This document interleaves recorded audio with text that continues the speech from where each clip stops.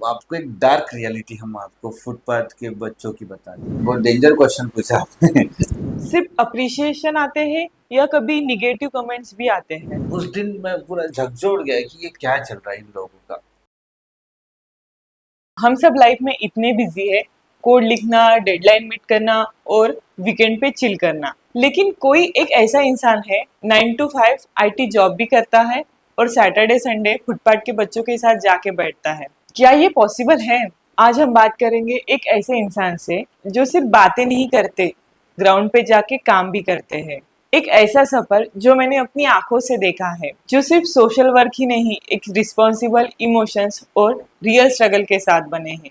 आज के हमारे गेस्ट हैं मिस्टर प्रवीण कुथे, जो सॉफ्टवेयर डेवलपर के साथ यूथ फॉर सेवा के डायरेक्टर भी है। Hi Praveen, hello. कैसे हो आप? बहुत बढ़िया। Welcome to the show. Thank you. Direct मुद्दे पे आते हैं। बहुत लोग कहते हैं हमें भी सोसाइटी के लिए कुछ करना है, लेकिन वीकेंड पे सो जाते हैं, राइट? आप आईटी जॉब के बाद सच में फुटपाथ पे कैसे पहुंचे? आपकी कहानी कैसे शुरू हुई? हाँ, ऐसे रास्ते से जा रहे थे तो कुछ बच्चे हमें वहाँ पे दिखे, तो वो खेल रहे थे। किसी ने आधे कपड़े पहने थे, कोई ऐसा ही आधा नंगा ही घूम रहा था। छोटे छोटे बच्चे थे, तो हमने बोला क्या कर रहे हो इधर? कि हम भीख मांगते हैं। भीख मांगते स्कूल नहीं जाते? तो तब उनको स्कूल ये शब्द पता है, तो पहली बार उन्हें स्कूल ये शब्द सुना। तो फिर हमने उनके माँ बाप से बात करनी चाहिए कि मतलब इनको स्कूल भेजो। तो वो लोग पूरे चिढ़ गए हमारे और गाली दे के हमें भगा हम नहीं जा रहे थे। तो उन्होंने चप्पल वगैरह लेके हमारे पीछे भाग के हमें भगाया। क्यों भगाया हम नहीं सोच रहा। फिर हम रेगुलर उनके साथ कंटिन्यूसली बात करते रहे। 3-4 महीने कंटिन्यू उनके पास जाते थे। उनको कुछ बच्चों को कुछ बातें करते थे, कुछ खाने का देते थे, कुछ खिलौना देते थे। छुप के उनके पास जाके उन बच्चों से बात करके वापस आते। उनके माँ बाप को हमारा गुस्सा था, मतलब हम जब भी उनको दिखते थे उनको हम अच्छे नहीं लगते। डीप में जाने का सोचा कि क्यों ऐसा ही कर रहे। तो उनको ऐसा लग रहा था कि अगर हम इनको पढ़ाएंगे तो ये बच्चे बाद में भीख नहीं मांगे, क्योंकि education is the one of the best way. तो फिर जैसे हमें पता चला कि ये लोग, उनके माता पिता उनको मांगने के लिए पढ़ाई नहीं करवा, स्कूल नहीं भेजे, तब हमें लगा कि हमको पढ़ाना बहुत ज़रूरी है। तो हम कंटिन्यूसली 3 से 4 महीने उन बच्चों के पास जाके चॉकलेट पे ऐसा कुछ खाने का, ऐसा रोज कुछ ना कुछ कंटिन्यू 3-4 महीने के बाद हमारा पहला फुटपाथ के ऊपर एक छोटा सा एक स्कूल बोल सकते हैं आप उसको, छोटा सा स्कूल हमने चालू किया। और पहला स्कूल हमारा जो चालू हुआ वो 5 मिनट का चालू हुआ। तो ऐसे हमारा पहला ईश्वर सेवा का एक सेंटर हम बोल सकते हैं कि जो 5 मिनट का पहला सेंटर हमने चालू किया। उसमें 7-8 बच्चे थे, थोड़ा सा सर्कल करके ऐसे बैठे थे और बस सबके हाथ में हमने एक ड्राइंग बुक और एक क्रेयॉन्स ऐसा दिया था कि सब लोग कुछ ना कुछ हाथ से क्या कलर कर सकते हो हमने। इस तरह से हमारा पहला सेंटर हमने शुरू किया। ओके, लेकिन बच्चे तो आपके साथ बैठे ना उस दिन? हाँ यार, 5-10 मिनट तो बैठे। पहला हमारा सेंटर 5 मिनट का चालू ही हुआ। चालू हुआ था। ये आपके लिए बहुत बड़ी अचीवमेंट थी उस यस दिन। यस। सो प्रवीण, एक चीज बताओ, जब पहली बार आप उस सेटअप में गए, मतलब road side footpath, raw environment, क्या दिमाग में कोई हेजिटेशन थी? क्योंकि हम लोग कार से भी जाते हैं, तो अगर कोई बच्चा पास में आता है तो हम कार का कांच ऊपर कर लेते हैं। उन बच्चों में जाके बैठे, वो पहला दिन कैसा था? वो पहला बच्चा कैसा था? आप सही है, सही कहा। लोग लोग देखते हैं तो विंडो बंद कर देते। रहना ही उनका थोड़ा सा बहुत गंदा है, मतलब उनको नहाते नहीं मतलब उनको प्रॉपर पानी नहीं मिलता। फुटपाथ पे रहना है उनको। उनके उस समय पानी नहीं मिलता और कपड़े भी वैसे उतने धो के नहीं पहनते, नहाते नहीं, उनको बॉडी का स्मेल भी आता, तो इसलिए लोग करते। पर यही तो था, यही हमारे लिए चैलेंजिंग था इनके साथ बैठना, इनको मेन स्ट्रीम में। क्योंकि ये बच्चे आप जो देखेंगे ना, इनको कैसे हाथ मुंह धोते, कैसे नहाते, कैसे कपड़े धोते, कपड़े कैसे चेंज करते, ये सब बेसिक चीज़ें हम लोगों को बताते। मतलब उनका कपड़े चेंज करने का, कपड़े चेंज करने का कंसेप्ट उनका अलग। जब तक उनके कपड़े से कड़क नहीं हो जाते तब तक वो कपड़े मतलब एक कंसेप्ट, उजन थ्रो कंसेप्ट है उनके पास कि यूज़ किया, कड़क हो गए, फिर फेंक दिए, फिर वो दूसरे कपड़े खरीद। नहाने का उनके पास कंसेप्ट ही नहीं था, क्योंकि नहाना मतलब वो हफ्ते में एक बार नहाएंगे। वही नियरेस्ट ऐसा कुछ नल अगर कुछ हैंडपम्प मिला वहाँ पे जाके नहाए, पर हफ्ते में एक बार। और उनको वीक में पूरा, उनको पूरा गंदा, उनको कपड़े पूरी मिट्टी लगी हुई। पर वो मिट्टी लगने भी देते हैं, वो मिट्टी निकालते भी नहीं। उनका मतलब उनका ये कहना है कि अगर हम अच्छे दिखने लगे तो हमें कोई भीख नहीं देगा। तो उनका उनके उस तरह से उनका दिमाग भी चलता है। अगर मैं आपके पास अभी गंदे कपड़े पहन के आता था, आपने मुझे बुलाया होता, आप मुझे पास में बैठने देते, सेम वही कंसेप्ट है, वही जो लोग उनको हम उनको मेन स्ट्रीम में लाना ही ऊपर से आपका मेन कंसेप्ट है। इन बच्चों को आम इंसान बनाना, यही तो हमारा आपका वो पहला दिन कैसा था? पहला दिन। मतलब बच्चे बहुत खुश थे। मतलब बच्चों को पहली बार कुछ ऐसे हम जैसे मतलब अच्छे लोग उनके साथ बैठे, बात की। मतलब आज तक हमने उन्होंने देखा है कि रोड साइड लोग आते या कुछ पैसे उनको देते, बट पहली बार उनके साथ साथ में उनके साथ फुटपाथ में कुछ अच्छा इंसान बैठा, उनके लिए कुछ खाने का, और उनके साइड में बैठा। मतलब बहुत दूर ऐसे नहीं, उनके साथ में कोई बच्चा उनकी गोदी में, हमारी गोदी में आके बैठा, तब भी हमने बिठाया उनको, किसी ने हमने किसी को गोदी में उठाया। तो ये सब वो पहली बार देख रहे थे कि ऐसा मतलब जो अच्छे लोग भी इस तरह से उनको ट्रीट करते, वो एक भावुक पल था सबके लिए भी, और उन लोगों के लिए भी, उन बच्चों, छोटे छोटे बच्चों के। कोई एक बच्चा हमने ऐसा देखा, ऐसे एक तार ऐसे हमारी तरफ देखता था। मतलब हम भी शौक हो गए थे कि ऐसा क्यों, तो उसको ये लग रहा था, उसको हमने पूछा, नहीं सर, बोले हमारे पास पहली बार कोई ऐसा साथ में आके बैठा, नहीं तो कोई भी आके हमसे कुछ ना कुछ देके चला। बहुत अच्छा वो, मतलब जब भी मैं देखता हूँ ऐसे फ्लैशबैक में जाता हूँ उस चीज़ दे, और जब भी रिकलेक्ट करता हूँ, तो बहुत मतलब बहुत सराहनीय चीज़ है। मतलब उस मन को बहुत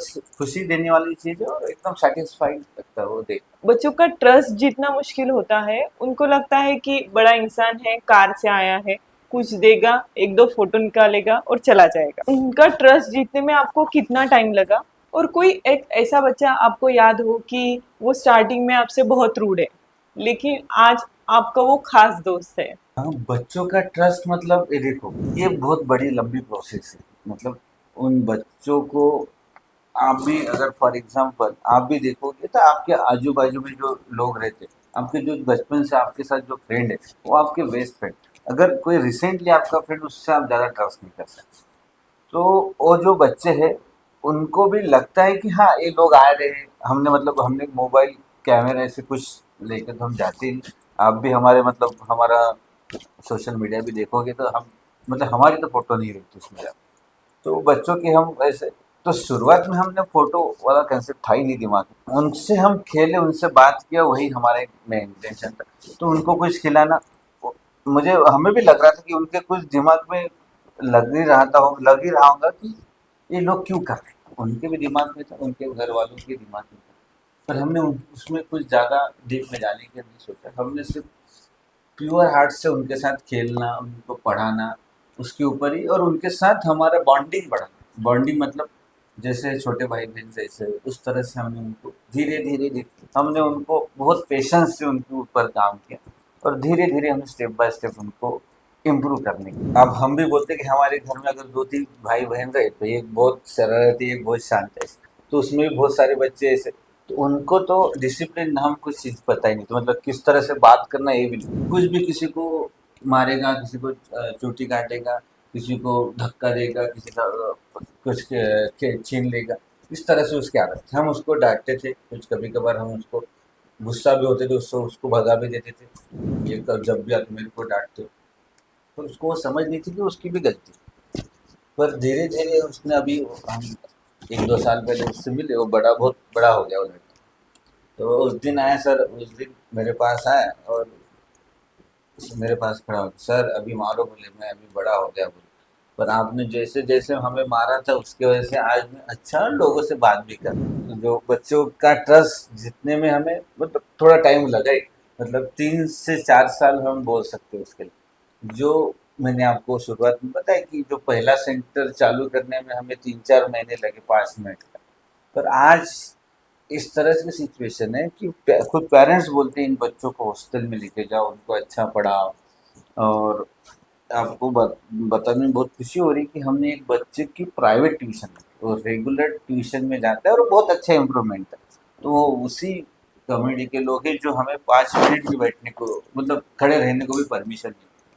तो 3-4 साल लगते, पर हमारा मतलब एक 3-4 साल में बच्चे और उनके फैमिली हम पर बहुत ट्रस्ट कर, फैमिली मेम्बर ही हो गए हम। उनके कुछ छोटे मोटे फंक्शन में भी अभी हम हमको बुलाना लग गए। कुछ उनको प्रॉब्लम थे वो भी डिस्कस, कुछ अच्छी बात हुई वो भी हमसे डिस्कस करते, हमको बताते, बहुत खुशी से बताते। कोड लिखना ज्यादा मुश्किल है या 20 बच्चों को एक साथ बिठाकर पढ़ाना ज्यादा मुश्किल है?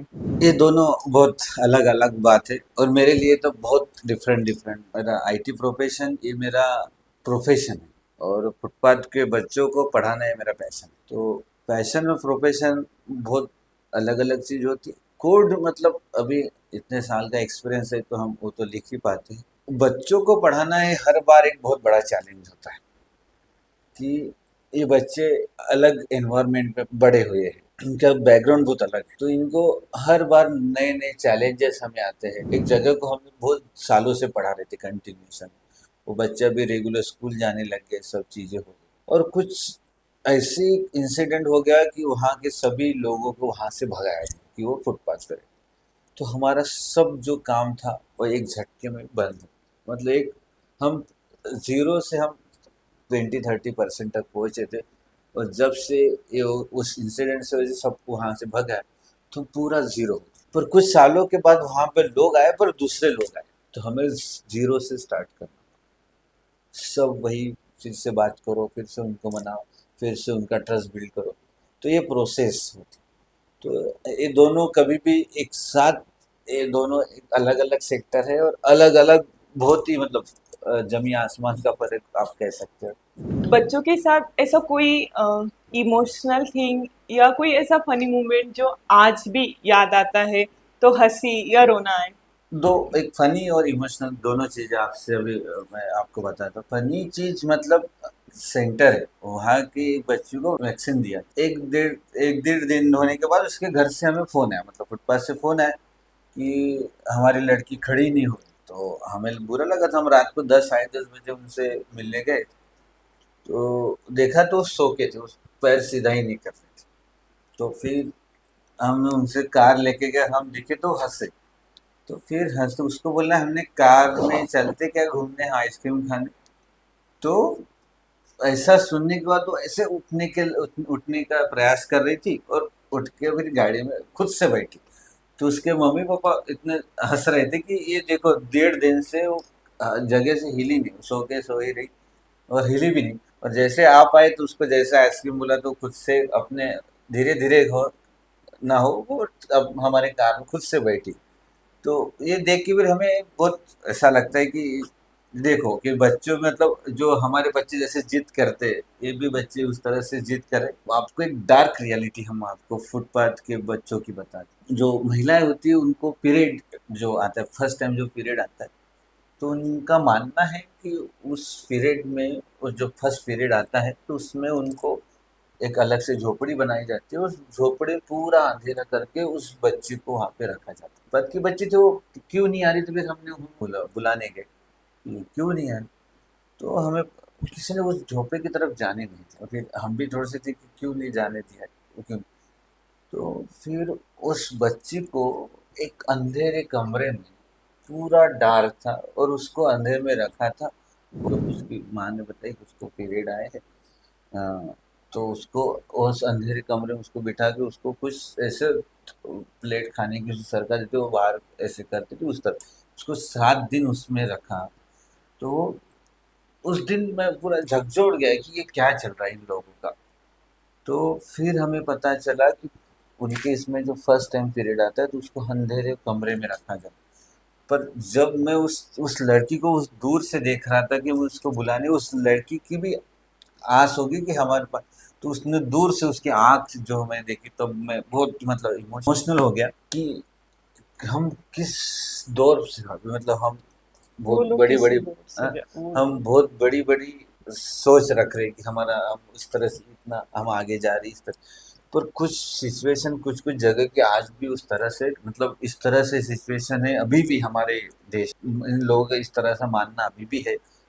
तो वो बच्ची को देख के मुझे उस दिन मुझे लगा कि मैंने आज तक कुछ काम ही नहीं किया, मतलब मैंने जो हम काम कर रहे हैं बहुत कुछ काम करने की जगह उस दिन मुझे लगा कि मैं कुछ कहीं तभी हम कम कहीं तो भी कम है। तो फिर हमने उसके बारे में पूछा तो हमें पता चला कि महिलाएं अभी भी पीरियड ड्यूरेशन में चूल्हे की राख लगाती, मतलब इस तरह से फिर मुझे लगा कि हमने कुछ काम ही नहीं, हमें बहुत कुछ काम करने की ज़रूरत है।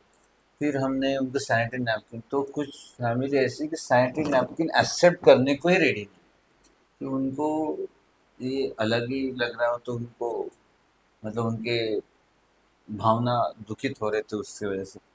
तो बहुत स्ट्रगल वाला था। तो फिर हमने कन्या पूजन, जब हमने कन्या पूजन हम फुटपाथ के लड़कियों के लिए करते, तब हमने उनको सैनिटरी नैपकिन दिया, और कुछ महिला डॉक्टर्स को हमने बुलाया और उनको उसके बारे में अवेयरनेस करने के लिए बोला। तो इस तरह से हम धीरे धीरे उनमें परिवर्तन लाने की कोशिश कर रहे हैं। बट अभी भी हमें पूरा पूरा परिवर्तन मतलब पूरा सक्सेस नहीं मिला। पर उसके लिए उसके ऊपर हमें काम करने की ज़रूरत है। हम धीरे धीरे उस डायरेक्शन में भी काम कर रहे ये बातें सुन के हमें भी थोड़ी देर के लिए शौक लगा। होप सो कि आप इस पे, आप भी और हम सब भी मिलके उस पे काम करें, ताकि उनकी ज़िंदगी में जो कुछ कठिनाई है वो कम हो और वो सही डायरेक्शन में जाए। आज आपके साथ कितने वॉलेंटियर जुड़े हैं, और वो वॉलेंटियर को संभालना ज़्यादा कठिन है या बच्चों को? अभी देखा जाए तो हमारे पास 20 से 25 वॉलेंटियर्स एक्टिवली बहुत काम करते हैं, और ग्रेट। 40-50 वॉलेंटियर्स हमने जब हमें ज़रूरत पड़ती तब वो एक साथ हमारी मदद करने आ जाते। तो वॉलेंटियर हमारे लिए एक संकट मोचन ही है। मतलब वो हमारे लिए एक भगवान ही बोल सकते हैं आप उनको, विदाउट एनी एक्सपेक्टेशन। कौन इतना करता है, मुझे आज तो मतलब अभी भी लगता है कि एक हमने जब चालू किया था एक अकेला ही, अकेले धीरे धीरे फिर लोग जुड़ते रहे, तो अभी इतने बड़ी हमारा युवा सेवा परिवार है, और सभी वॉलेंटियर्स का अलग अलग, कोई कॉलेज स्टूडेंट्स है, कुछ हाउस वाइफ है, या कुछ एम्प्लॉय है, कुछ बिजनेसमैन है, वो खुद अपने टाइम कैसे निकालते, ये मतलब सोच में पड़ जाता हूँ कि ऐसे लोग कैसे आ रहे हैं। मतलब कितने डेडिकेशन से बहुत सारे आईटी सेक्टर के भी लोग यहाँ पे आते हैं पढ़ाने के लिए।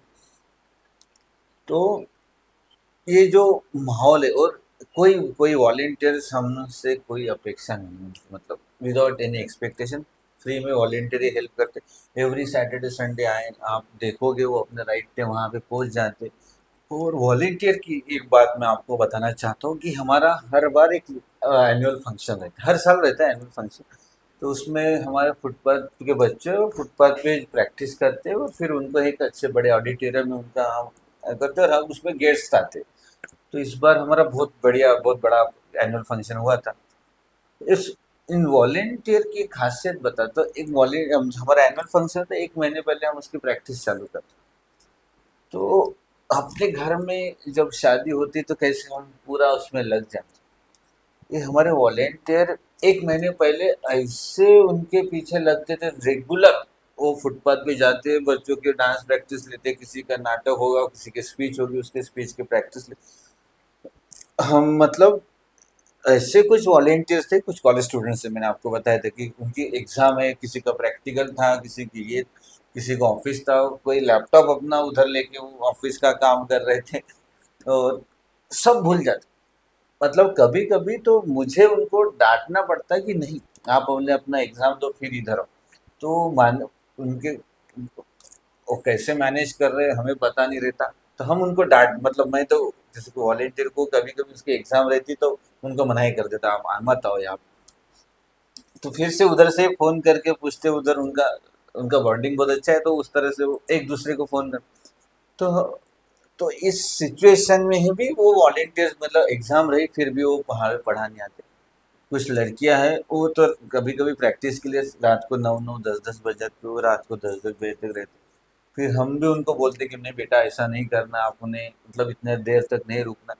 वो किसी को मतलब किसी की बात सुनते नहीं। तो ये जो एनुअल फंक्शन होता है, तो हम यूथ फॉर सेवा की शादी समझ, यूथ फॉर सेवा की शादी समझा, तो उसमें सब लोग कैसे एकजुट होके और इतने दिन रात मेहनत करते हैं कि वो मतलब उनके लिए मुझे मेरे पास शब्द नहीं, उनका जो डेडिकेशन आप। और जो बच्चों को पढ़ाना, मैंने आपको बताया कि बच्चों को पढ़ाना ओ हर बार एक अलग चैलेंज है। उनको अलग अलग, एक बच्चा हमारे घर में आप देखोगे तो अभी एक फैमिली एक या दो ही बच्चे, उनको संभालना कठिन हो जाता है। ये 40 20 40 बच्चे रहते हैं। तो संभालना, उनको घर से बुलाना, उनको तैयारी करवाना, हाथ मुंह धोना, एक लाइन में बिठाना, डिसिप्लिन में उनको सब करना, चप्पल भी एक लाइन में रखना है आपको, वो ये बहुत बड़ा है, तो कभी भी इजी काम नहीं हो सकता। जी। और वॉलेंटियर तो हमारे, उनके बारे में तो सब नहीं, इतना अच्छा काम। जब आपने ये काम शुरू किया, तब आपके दोस्तों ने या फैमिली, एक्सटेंडेड फैमिली ने कभी ये नहीं कहा कि प्रवीण ये सब क्यों कर रहे हो? अच्छा खासा आईटी जॉब है, ऑन साइट जाओ, पैसा कमाओ, टाइम और पैसा क्यों बर्बाद कर रहे हो? कभी ऐसा सुनने को आया, या सिर्फ वाह वाह प्रवीण क्या बात है, बहुत अच्छा काम कर रहा है, सिर्फ अप्रिसिएशन आते हैं या कभी निगेटिव कमेंट्स भी आते हैं? बहुत डेंजर क्वेश्चन पूछा आपने।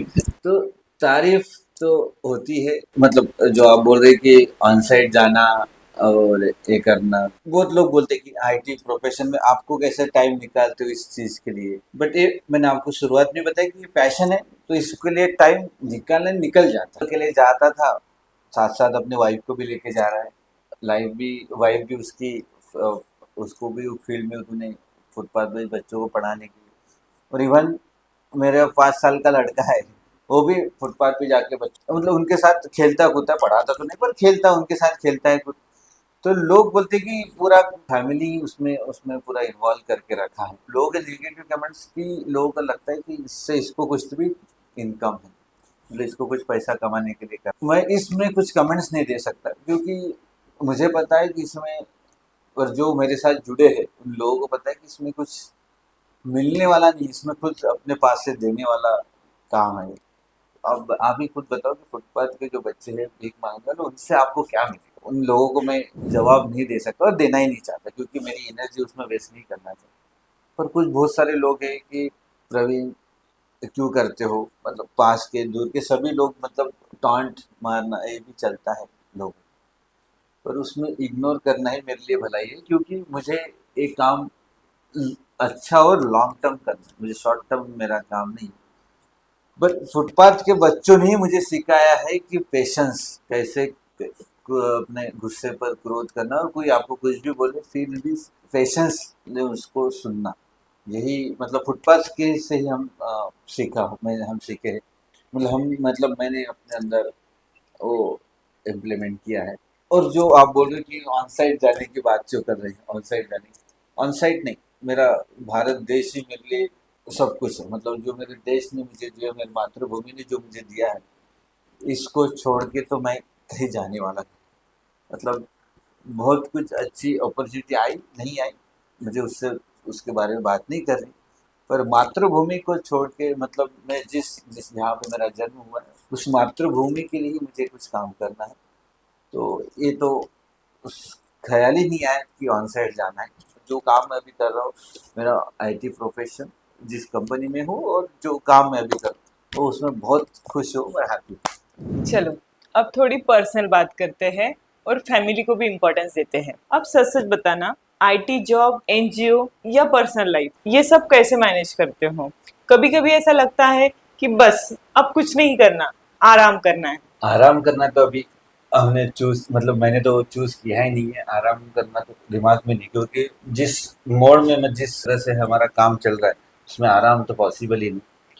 और जो रहा मेरी ऑफिस कॉर्पोरेट का, तो वहाँ के वहाँ के जो लोग भी, वो भी बहुत अच्छे हैं, वो हमें प्रॉपर, मतलब मुझे प्रॉपर सपोर्ट भी करते हैं। और वो उन्होंने मुझे, उनके मेरा काम देख के उन्होंने मुझे अपने सीएसआर एक्टिविटी में इन्वॉल्व किया है, उन्होंने मेरा जो काम देख बहुत सपोर्टिव है, वहाँ तो मुझे कोई प्रॉब्लम नहीं। और एनजीओ एनजीओ में जो हमारे वॉलेंटियर्स हैं, तो वो अभी बहुत सालों से हमारे साथ कंटिन्यूएशन में काम कर रहे हो और अच्छे से काम कर रहे, तो उन्होंने अभी धीरे धीरे साथ, इतने सालों से हमारे साथ काम करे, तो अभी वो भी कंधे से कंधे मिला के हमारे साथ काम कर रहे। और अभी हमारे जो वॉलेंटियर्स है, जो हमारे कोर टीम मेंबर्स भी होते हैं हमारे, इसमें हमने कुछ ऐसा मैनेजमेंट बॉडी जो है, तो वो भी लोग मेरे कंधे से कंधे, और अभी वो फ्रंट फुट पे काम करते हैं, और वो मुझे बोलते कि सर आप, मतलब मैं बैक फुट पे आ गया, और उनको वो फ्रंट फुट पे रह के सभी सिचुएशन, सभी जो प्रॉब्लम्स होते हैं उसको फेस करके वही टैकल करने के लिए करते। तो अभी एनजीओ वाला भी काम धीरे धीरे सॉर्टेड हो ही रहा। फैमिली में मतलब मेरी वाइफ, वो भी बहुत सपोर्टिव है, मतलब वो भी मेरे साथ फुटपाथ पे पढ़ाने जाती है, और मेरा 5 साल का बच्चा है, वो भी फुटपाथ पे जाता है, वो भी हमारे फुटपाथ के बच्चों के साथ पढ़ता है, वही उनके साथ जो उनको हम बांटते हैं खाने का, वो भी उसके उनके उनको उसको भी हम देते हैं। तो अभी वो फैमिली का इतना सपोर्ट है, तो फैमिली की तरफ उनको भी पता है कि मैं किस काम में बिजी रहता हूँ, तो वो भी फैमिली मुझे सपोर्ट करती है, मैं उनको कुछ सपोर्ट नहीं करता, वो मुझे कोऑपरेट करते हैं, इसकी वजह से सब पॉसिबल। मेरे आप लोग से एक ही विनती है कि आप दया मत करो और भीख मत दो। देना है तो शिक्षा दो, या उनसे बात करो, या उनको मेन स्ट्रीम में लाने के लिए कुछ इस तरह से कुछ ऑर्गेनाइजेशन काम करे, उनके साथ मिलकर काम करो, बट किसी को पैसे नहीं। अगर आपको हमारी ये पहली कॉन्वर्सेशन अच्छी लगी है, प्रवीण की जर्नी और अबोध फाउंडेशन का ये एफर्ट थोड़ा भी टच हुआ है, तो इसे प्लीज लाइक और शेयर कीजिए, क्योंकि आपका एक शेयर किसी को तो इंस्पायर कर सकता है किसी की मदद करने के लिए। कमेंट में बताइए आपको इस पॉडकास्ट का कौन सा पार्ट बहुत अच्छा लगा। मिलते हैं अगले एपिसोड में। Thank you for watching.